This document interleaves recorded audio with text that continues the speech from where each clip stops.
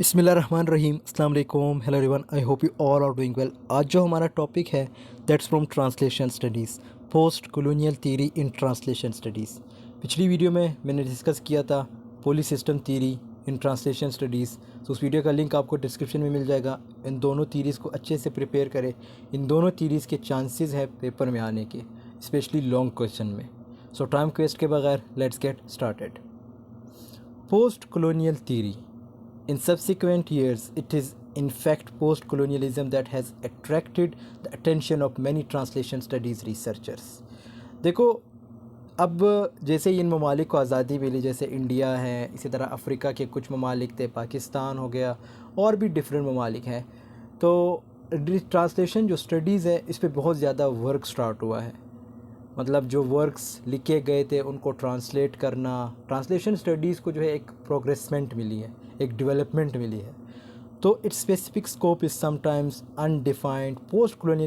Post colonialism is generally used to cover studies of the history of the former colonies. As I said कि post colonialism का क्या मतलब है। Post colonialism का मतलब ये है कि जब आप हिस्ट्री कवर करते हैं जो फॉर्मर कॉलोनीज़ थी। फॉर्मर कॉलोनीज़ से मुराद जैसे इंडिया, पाकिस्तान, इसी तरह जो अफ्रीकन के कुछ ममालिक से जमैका, नाइजेरिया, केनिया, ये सब ममालिक जो थे ब्रिटिशर्स के अंडर थे। ठीक है, ब्रिटिश इनको रूल करते थे। इवन अमेरिका के 13 स्टेट्स ब्रिटिश जो थे उनको रूल करते थे। सो जब उनको आज़ादी मिली उसके बाद जो है उनकी हिस्ट्री को डिस्कस करना, उनकी हिस्ट्री को ट्रांसलेशन देना या ट्रांसलेट करना, ये क्या है, ये हम पोस्ट कॉलोनियल थ्योरी में डिस्कस करते हैं। Studies of powerful European empires, European empire से मुराद ब्रिटिश एम्पायर, इसमें फिर स्पेन भी आ जाता है। ठीक है, स्पेन हो गया, फ्रांस हो गया, ये भी इसी तरह जो थे डिफरेंट ममालिक पे इन्होंने कॉलोनीज़ बनाई थी। Researcher to the colonist powers and more broadly studies of the effect of the imbalance of power relations between colonised and colonisers. अब वहाँ क्या होता था, इम्बैलेंस थी पावर की, मींस या कॉलोनाइजर्स जो कॉलोनाइज थे और कॉलोनाइजर्स थे, इन दोनों के बीच पावर क्या थी, इम्बैलेंस थी। मतलब जो कॉलोनिस्ट थे उनको सप्रेस किया जाता था, उन पे जो है ऑपरेशन होती थी। The consequent crossover between different contemporary disciplines can be seen by the fact that essays by Simon and the Lefevre appear in collections of post-colonial writings on translation. तो यहाँ पे दो राइटर्स के नाम लिखे गए हैं, एक साइमन है और दूसरा जो है लेफेवेर। तो इनके भी एसेज जो थे वो ट्रांसलेशन में जो है post colonial writings on translation में इंक्लूड किए गए हैं। And Simon herself makes extensive reference to the post colonialist Spivak. तो साइमन जो है ये एक फीमेल है। In particular, Simon highlights Spivak's concerns about the ideological consequences of the translation of third world literature into English and the distortion of the entails. अब translation studies में obviously क्या होता है, वही जो आपने लिखा होता है, मींस लिटरेचर से रिलेटेड उनको ट्रांसलेट करना अपने लैंग्वेज में या किसी और लैंग्वेज में किसी और को समझाना, ये सब हम किस चीज़ में स्टडी करते हैं, ट्रांसलेशन स्टडीज़ में, जिसमें थर्ड वर्ल्ड लिटरेचर की बात आती है।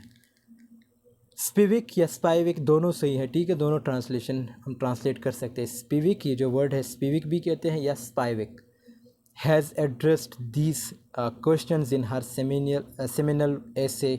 ये भी एक राइटर थी। The politics of translation which brings together feminist, और ये एक फेमिनिस्ट थी, which brings together feminist, post colonialist and post structuralist approaches. तो इसने इस पे ज़्यादा काम किया ताकि इन चीज़ों को ट्रांसलेट किया जा सके। Tensions between the different approaches are highlighted with Spivak speaking out against western feminist who expect feminist writing from outside Europe to be translated in the language of power English. तो अब ये इसने यहाँ पे जो इस वेस्टर्न फेमिनिस्ट थी उनको क्रिटिसाइज़ किया है।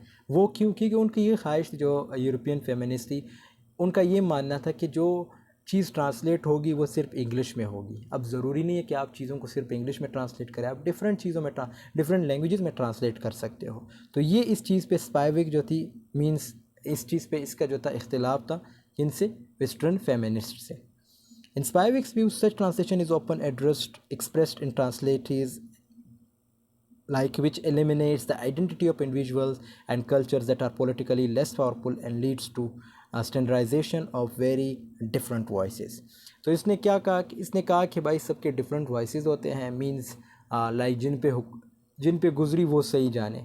अब सपोज़ आप पे किसी ने रूल किया तो आपको पता है आपको किस चीज़ को किस तरह रिप्रेजेंट करना है, किस तरह ट्रांसलेट करना है। सेम टू सेम ये भी यही कहती है कि जिसने वक्त गुजारा है या जिस पे ये हुकूमत हुई हो, लाइक जो कॉलोनाइज़र्स आए थे, जिन्होंने कॉलोनीज़ बनाई थी, तो वो लोग बेहतर जानते हैं कि हमने ये जो चीज़ है, ये जो ट्रांसलेशन देनी है, वो किस लैंग्वेज में देनी है और किस लैंग्वेज में लोगों को समझ आनी है।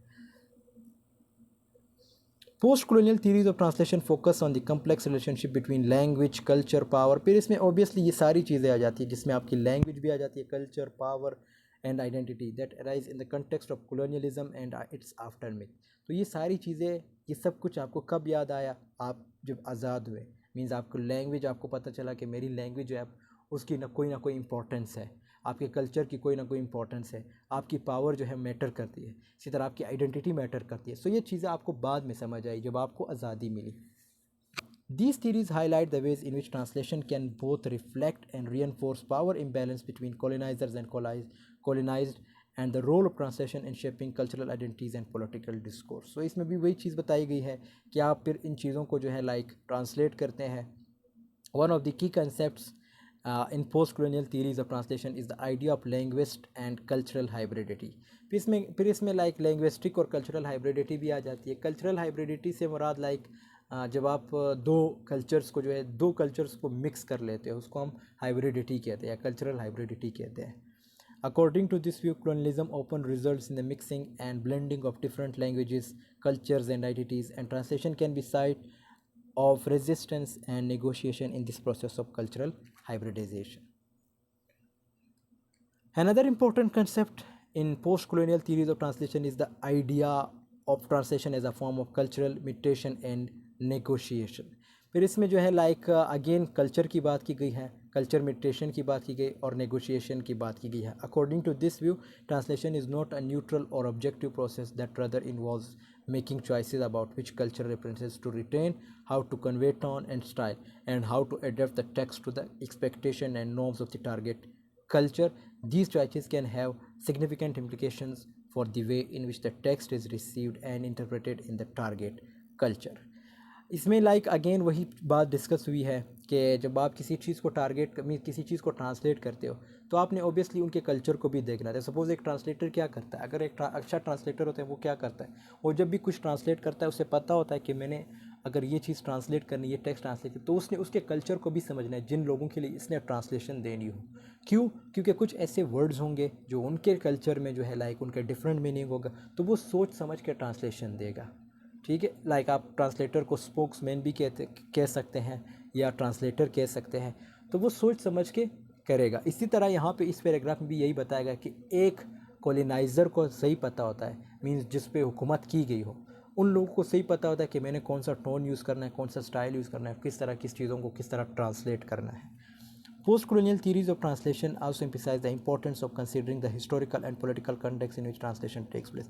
फिर पोस्ट colonialism में ऑब्वियसली थ्योरी में इस चीज़ को भी डिस्कस किया जाता है, आपकी हिस्ट्री को डिस्कस किया जाता है। ठीक है, आपकी पॉलिटिकल हिस्ट्री को, आपके पॉलिटिकल कंटेक्स्ट, इन सब चीज़ों को देखा जाता है।